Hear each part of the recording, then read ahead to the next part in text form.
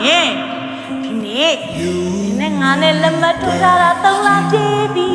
ဟမ်အချိန်ကြီးအဲ့လိုတော့ကြာကုန်ပြီလားဟုတ်လား ဟုတ်တယ်လေခုမှဟာရီခင်နေလာလောက်နေနဲ့ထမင်္ဂလာဆောင်တော့သွားပြင်ကြဒါပေမဲ့လေငါဒီနေ့ချိန်ထားလေးရှိလို့အဲ့ဒါမနေ့ပြန်ကြမှာနေပြန်လာခဲ့ပါနော်အေးပြီးရောပြောလိုက်ချင်လက်ပြန်တော့စနေပြောင်းလို့ပေါ့နော်ဖိတ်စာရွေးရမှာလေရိုးသားတို့သမီးဝတ်ဆောင်ပြရမှာလို့ပါလေအများကြီးပဲအေးပါသူမကိုရှောင်းပေါင်းနေတာငါညီမချင်းစီလားငါလေမြို့အပြောချမ်းအဆိုရင်လည်းမြင်းမချမ်းလို့ထင်တာဒီနေ့ချစ်တတ်တာ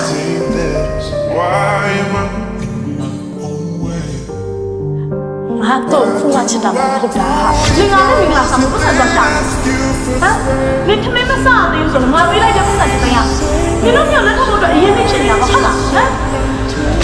ဟာပါတက်နိုင်မှာမို့လို့လေဟာဒီနေ့ကိုချစ်တဲ့ဆိုဒီဒုက္ခမြောက်ကာကွယ်ပြရမှာလေအဲ့ဆိုငါတို့ဆုံးရှုံးကြတော့ဒီရှင်